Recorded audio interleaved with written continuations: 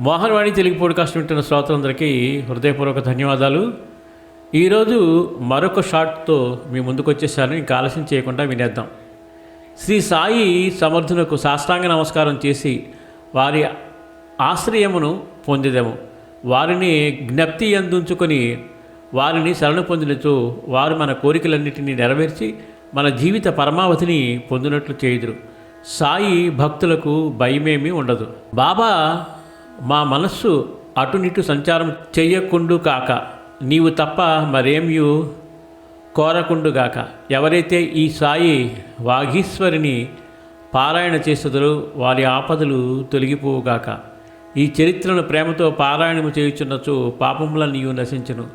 కేంద్రీకరించిన మనస్సుతో ప్రతినిత్యము ఒక అధ్యాయము పారాయణ చేసినచో అది అపరిమిత ఆనందమును కలుగచేయను. ఈ సాయి వాక్కులనంత తీవ్రముగా చదివేదరో వినిదరో అంత తీవ్రముగా మీకు ధైర్యమును ప్రోత్సాహమును సాయిబాబా కలుగజేసి మీచే సేవ చేయించి మీకు సంయుక్తంగా ఉండినట్లు చేయను. నిజంగానండి, ఈ బాబా యొక్క వాక్కులు మనం చదువుతూ ఉంటే చాలా ఇన్స్పిరేషన్ కలుగుతూ ఉంటుంది. మనసు ఎంతో ఉల్లాసంగా ఉత్తేజంగా ఉంటుంది. కాబట్టి సాయి భక్తులందరూ కూడా వీలైనంత వరకు సాయి యొక్క వాక్కులను చదివి వాటిని మనసులో పదిలపరుచుకొని వాటిని కార్యరూపంలో పెట్టడానికి కృషి చేసి ఆ సాయినాథుని యొక్క ఆశీస్సులు పొందుదాం. సర్వేజనా సుఖినో భవంతు, లోకా సమస్తా సుఖినో భవంతు. ధన్యవాదాలు. స్వస్తి.